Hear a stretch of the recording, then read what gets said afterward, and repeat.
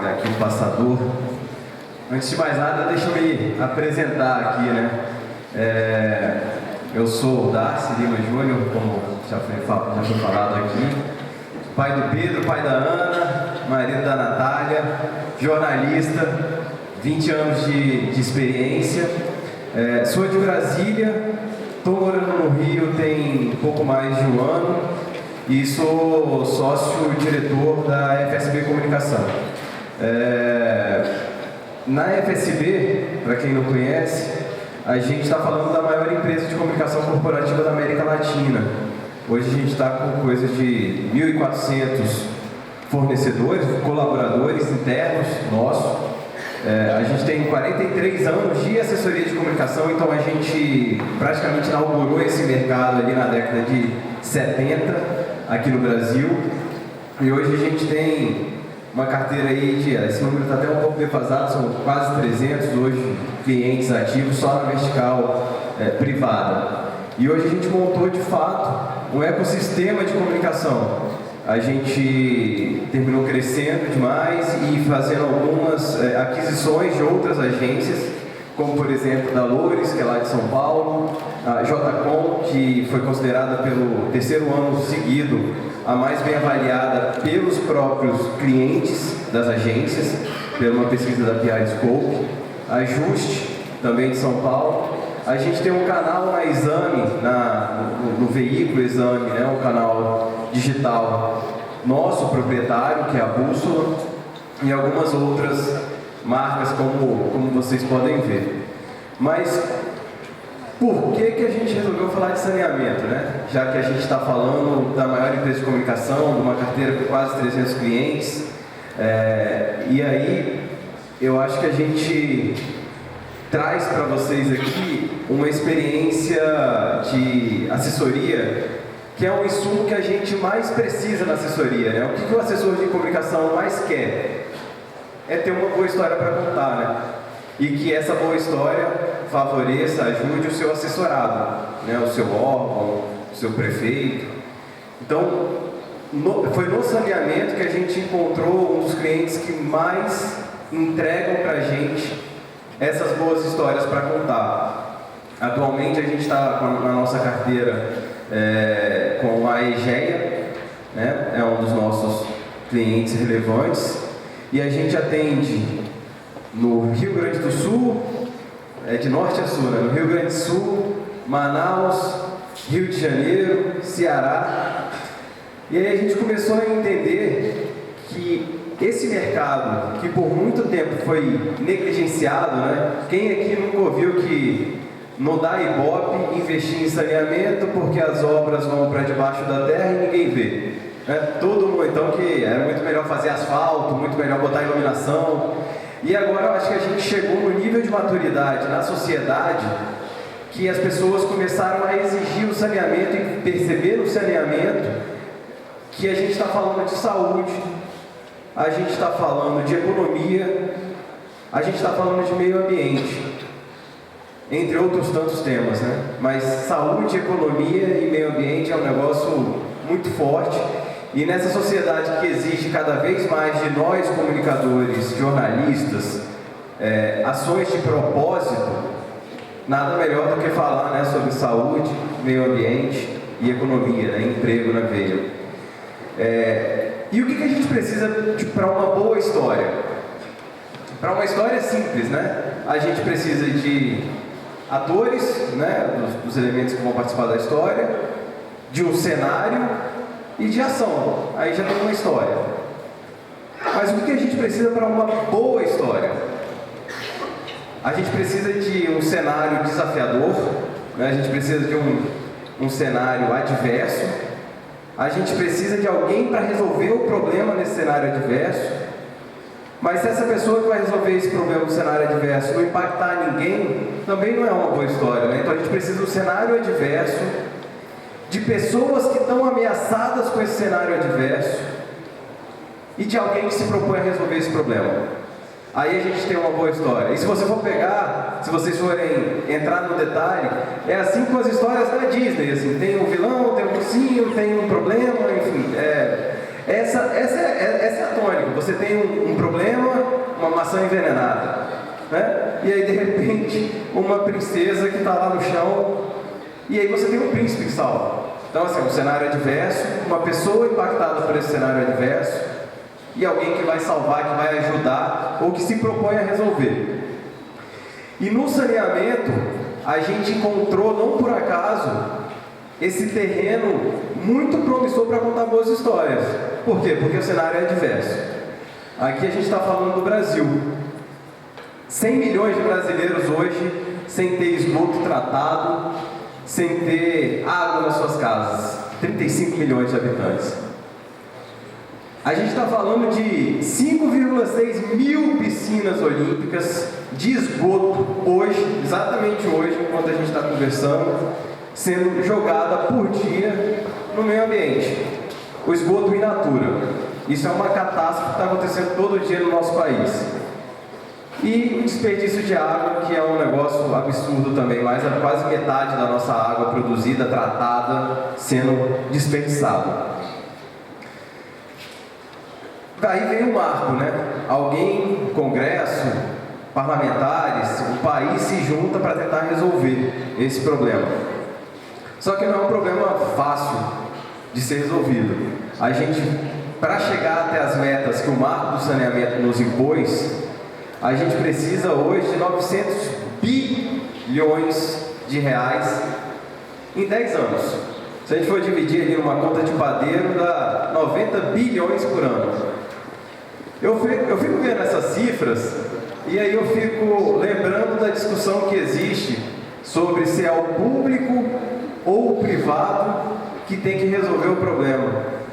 Eu falo, gente, não é nem o público nem o privado, é o público e o privado junto, misturado, e todo mundo assim deveria ter que meter a mão no bolso para resolver esse negócio. Se a gente pensar lá no Rio de Janeiro, e isso me emociona toda vez que eu conto, a gente ter personagens que, assim, a menos de 2 quilômetros de cartões postais nossos, que todo mundo conhece, uma senhora de 62 anos que pela primeira vez vai ter a oportunidade de tomar um banho no chuveiro. Que isso? E a gente discutindo se é o público ou o privado. Então, assim, aí é o cenário adverso, né, que a gente está falando. E aí a gente vem para o cenário adverso, mas, por que você está falando de Brasil e eu quero saber do meu Rio Grande do Sul, né? Então, vamos descer um pouquinho para o Rio Grande do Sul. E aqui eu vou pedir muita licença para vocês, porque, como eu falei, eu sou um cara de Brasília, nascido em Brasília, estou morando no Rio, então peço total permissão para entrar aqui no território de vocês, porque eu sei o tanto que vocês são orgulhosos da terra de vocês, da história de vocês, das tradições de vocês, das conquistas de vocês. E aqui, nesse cenário especificamente, eu venho trazer más notícias. Então, o cenário é adverso mais ainda. A gente tem 34% da população aqui do Rio Grande do Sul sem acesso a esgoto. Aí vamos lá, mas como é que estamos em comparação com o Brasil? A gente está pior, né? Pior que o Brasil. Porque se a gente for pegar aqui no Brasil, a gente tem 10 pontos percentuais quase de diferença em relação ao Brasil. E o investimento médio que a gente tem feito hoje em dia é de R$58. R$58. Qual que é um parâmetro de comparação? Média Brasil, mais uma vez, que ainda é aquém daqueles 90 bilhões para a gente chegar. A gente está falando de 30% menos que a média nacional. Eles falam, mas por que saneamento traz tantas boas histórias? Porque ela é uma ameaça enorme. Lembra lá da princesa, da maçã que ia morrer? Aqui a gente tem 8 mil internações de doenças de veiculação hídricas. De acordo com a OMS, cerca de mais de 70% das nossas doenças, das doenças da humanidade, elas são geradas por veiculação hídrica. É água de má qualidade que chega até a casa de bilhões de pessoas no mundo e geram doenças. Então a gente está falando assim, de uma série de doenças como dengue, doença de pele, malária. Então a gente está falando de ameaça real, não é brincadeira isso daqui. E aqui, só aqui no Rio Grande do Sul, a gente viu aquele cenário nacional, mas só aqui no Rio Grande do Sul a gente tem 443 piscinas olímpicas de esgoto in natura sendo despejadas na natureza por dia. Então, assim, a gente está falando do meio ambiente que a gente tanto defende sendo agredido diariamente por uma atuação nossa, da humanidade. E aí a quantidade de água perdida é mais ou menos a mesma média da média nacional. Agora a gente vem falar aí da pessoa que se propõe a resolver o desafio, né? A EGEA, que é uma das patrocinadoras aqui do evento, ao entrar como parceira da Corsan, entrar nessa união com a Corsan para tentar resolver esse problema, ela se dispôs a investir aqui 13 bilhões. E isso tem a ver com cada um dos municípios aqui de vocês. E por que eu estou falando isso? Hoje, mais cedo, vendo aqui a palestra da secretária Tânia, ela falou a importância da gente sentar à mesa de discussão, né? A mesa que decide. A coisa que eu mais tenho orgulho na minha carreira não foi nenhuma matéria que eu emplaquei, não foi nenhum artigo que eu publiquei, mas foi de ter conseguido conquistar o meu lugar à mesa, o lugar da comunicação, que não é meu, da comunicação na mesa da tomada de decisão. A gente está falando de realmente a comunicação influenciar a gestão pública, né? Pô, isso é lindo, eu me arrepio assim quando eu falo disso, porque isso quando as pessoas... O que te fez entrar em comunicação? Eu trabalhei minha carreira lá no início de 2000 era em jornal. E eu fiquei muito pouco tempo em redação, eu me sentia um peixe fora d'água ali, assim. E aí eu migrei muito rapidamente para assessoria, para comunicação corporativa. Comecei a trabalhar com um senador na época, ele virou vice-governador e secretário de Desenvolvimento Econômico lá do Distrito Federal. E aí eu comecei a ver a possibilidade de, como jornalista, como comunicador, eu influenciar do ponto de vista de comunicação, claro, na tomada de decisão de uma gestão pública. Eu falei, puta, isso é lindo de se ver isso. E é isso que me move hoje.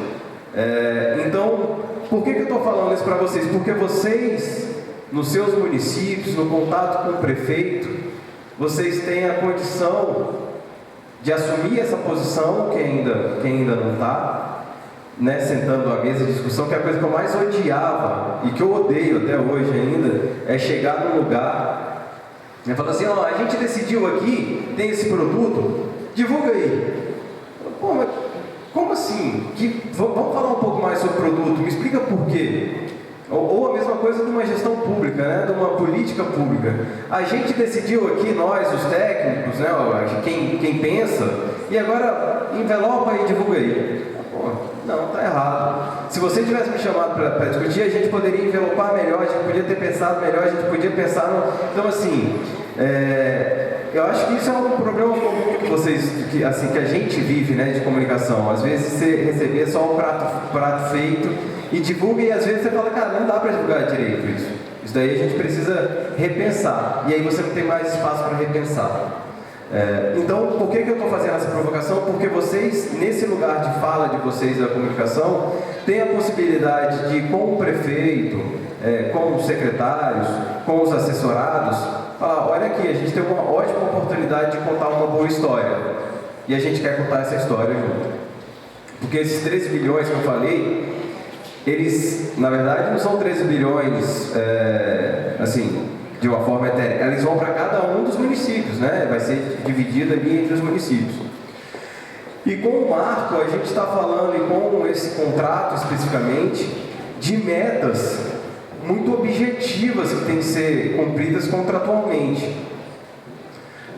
E que, se não forem cumpridas, tem penalização, né?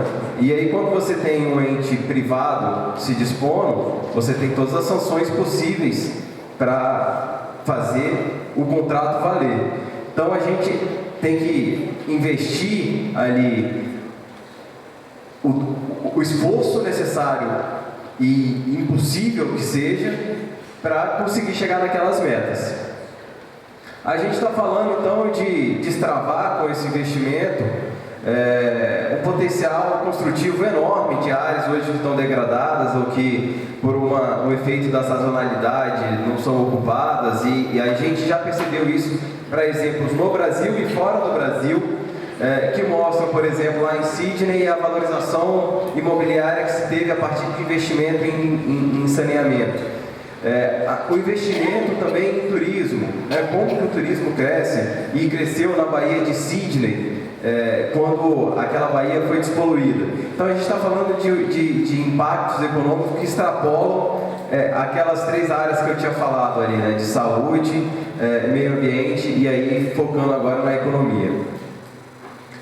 E aqui é aquela máxima que eu falei, né, essas obras de saneamento não rendem voto, né? Não aparecem, estão debaixo da terra. E aí aqui o que a gente tem visto nos clientes que a gente atende, espalhados pelo Brasil, focados em saneamento, como eu falei, no Rio de Janeiro, no Ceará, e a gente tem alguns exemplos na sequência, eles rendem excelentes notícias, na verdade. Acho que a sociedade foi um encontro muito feliz da maturidade da sociedade com um esforço, e aí isso não é coincidência, né, de um esforço de gestão, um esforço político para fazer acontecer esses investimentos em obra. Então é a partir daí que a gente encontrou canais abertos para a gente contar as nossas histórias. E aí vem o paradigma da comunicação, né? Mas para a gente contar essas histórias, primeiro a gente tem que mostrar o cenário adverso, né? O cenário de uma boa história.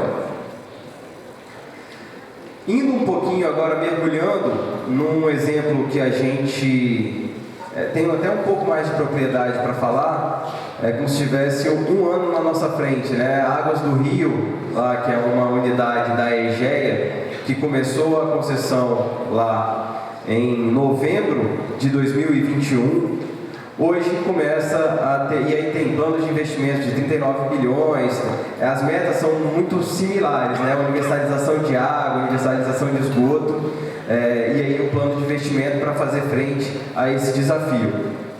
E a gente já começa a ver algumas dessas boas histórias aparecendo, como essa que eu contei. E aí depois eu posso compartilhar esse vídeo que a gente fez para as redes sociais lá, de uma senhora de 62 anos que nunca tinha tomado a oportunidade de tomar um banho no chuveiro e estava emocionado, agradecendo esse investimento e essa possibilidade. Quando a gente está falando aqui, então a gente está falando, só para deixar claro, muito bem delimitado no espaço temporal, em um ano de atuação. Essas histórias que a gente está contando aqui são histórias de um ano de atuação. Significa dizer que daqui a um ano, no próximo encontro, seriam histórias que vocês poderiam ter para contar dos seus respectivos municípios, onde vocês atuam. E aqui eu vou pedir para soltar, não sei se eu apertar, só apertar o play aqui que vai, né? Essa é uma matéria que foi veiculada agora recentemente, tem 2 semanas, no Jornal Nacional, que fala um pouco dessas boas histórias. Foi exatamente no Dia Mundial da Água. No Rio de Janeiro, um satélite israelense está ajudando a combater desperdício. O vazamento de água é aqui na Terra, mas muitas vezes só pode ser visto a centenas de quilômetros lá no alto, no espaço. A companhia de água identifica o problema rapidamente quando ele se torna visível. Mas numa cidade como o Rio, o desperdício pode ficar invisível por um tempão. Muitos dos vazamentos que ocorrem no Rio de Janeiro não são visíveis, principalmente na zona sul do Rio de Janeiro, onde o terreno é mais arenoso e eles não afloram, eles não aparecem, porque a capa de asfalto é muito forte. Por isso, a empresa que administra o sistema de água e esgoto do Rio resolveu investir na tecnologia de um satélite israelense que era usado para procurar água em Marte e que agora está apontado para grandes cidades nos Estados Unidos, Japão e Espanha. Esse satélite passa sobre o rio a cada 14 dias. São apenas alguns minutos. Tempo suficiente para a emissão de ondas que atingem até 3 metros de profundidade no solo. Essas ondas fazem um escaneamento, identificam os locais onde há presença de cloro, substância usada no tratamento da água distribuída à população. Dessa forma, o satélite é preciso e não faz confusão entre água do lençol freático, esgoto, rios. E aponta com mais de 80% de precisão os pontos de vazamento do sistema de distribuição de água da cidade. As informações vão direto para o centro de operações da companhia. Os pontos amarelos no mapa são as áreas onde possivelmente há vazamentos subterrâneos. Um deles fica na Urca, bairro da zona sul da cidade. Esse é o local exato indicado pelo satélite. E agora começa a segunda etapa do trabalho. O Vitor é técnico da companhia e está usando um geofone. Esse aparelho é um amplificador de som potente. E com o geofone ele consegue ouvir qualquer barulho de vazamento lá embaixo na tubulação, mesmo sobre essa grossa camada de asfalto. Não é preciso nem abrir a tampa do bueiro. Para mim é só mas para você é vazamento. Pra gente é um ruído característico. Tem que ter o ouvido treinado, tem que passar por um treinamento para saber e entender. Justamente. Porque são muitos ruídos, ainda mais numa rua pavimentada igual essa. Foi só levantar a tampa e olha o tamanho do vazamento. O satélite estava certo. Pois é. E o geofone confirmou o vazamento. E um vazamento de difícil detecção, porque está indo diretamente para dentro da galeria de água pluvial. Sairia diretamente do mar. O concerto foi feito em 10 minutos.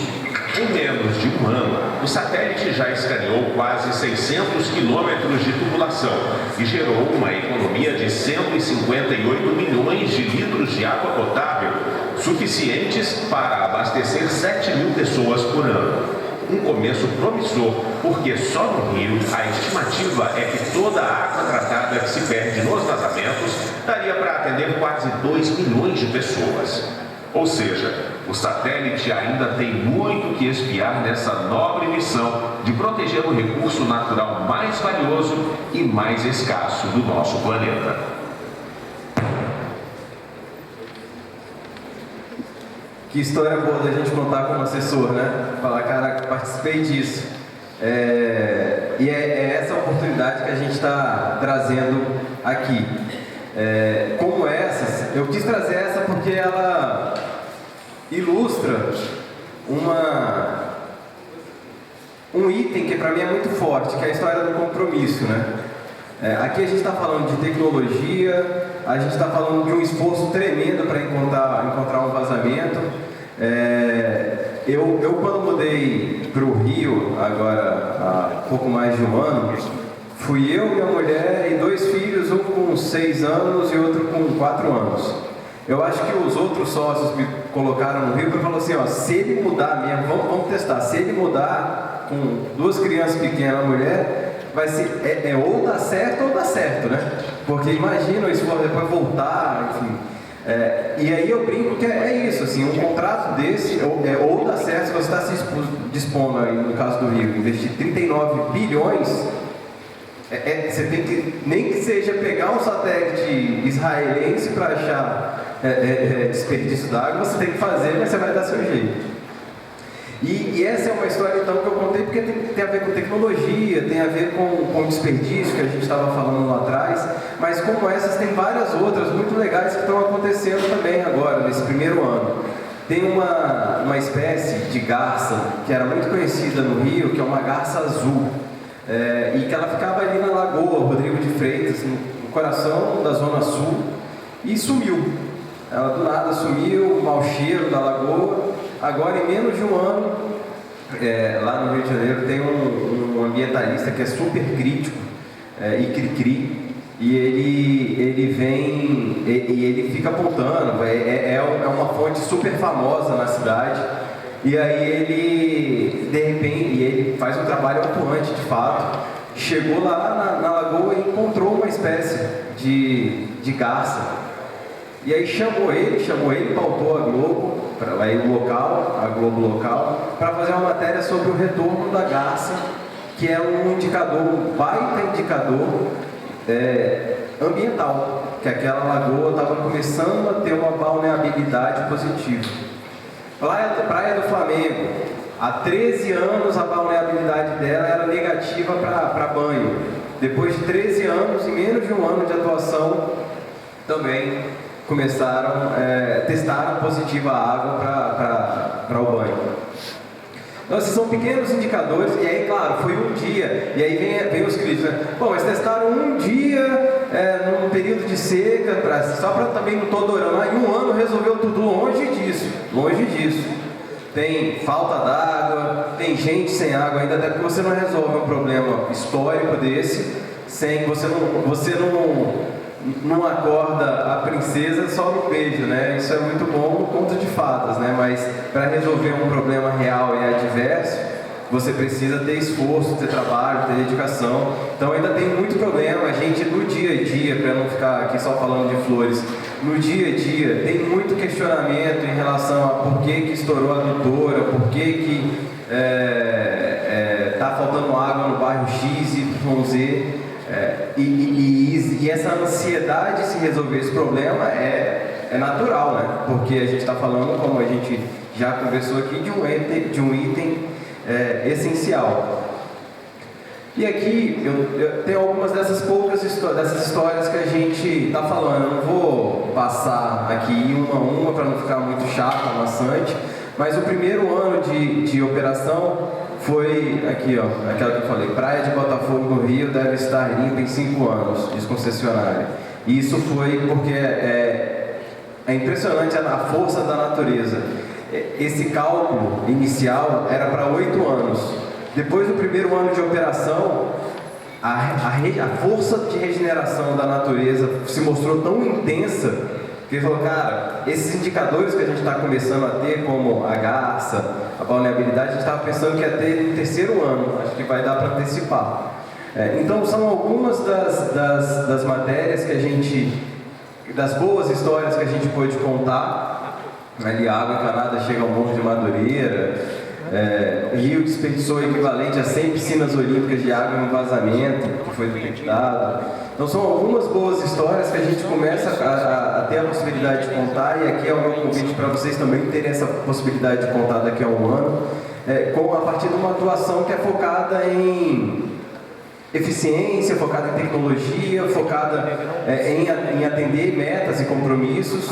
Então, eu não vou ficar passando uma por uma aqui, mas são algumas das boas histórias que a gente tem.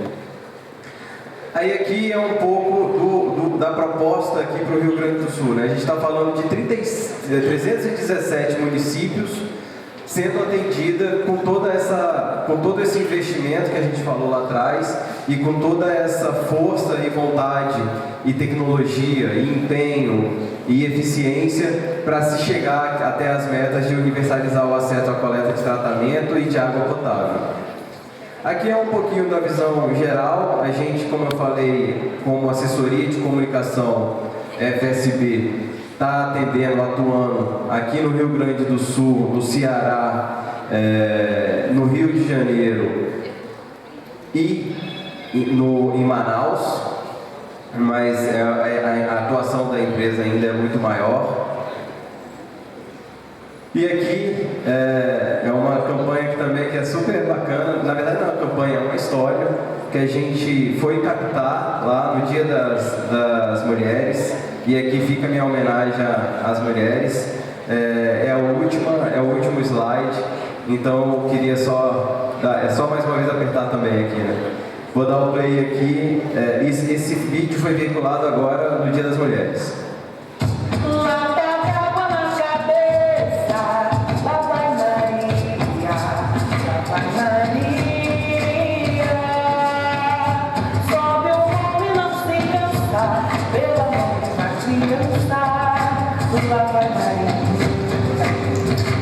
Maria, mas poderia ser Juliana, Eunice, Rude, Marilene, Sandra, Aline, Elaine, Mônica, Bianca, Ana Lúcia e outras quase 16 milhões de mulheres brasileiras que não têm acesso à água. Elas são as mais prejudicadas pela falta de saneamento. 38% não tem coleta de esgoto em casa. O acesso ao saneamento reduziria em 64% as doenças ginecológicas e aumentaria a renda delas em 30%. Tirar a lata d'água das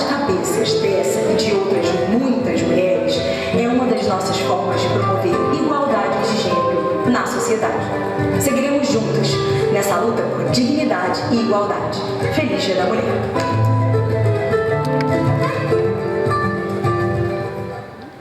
E com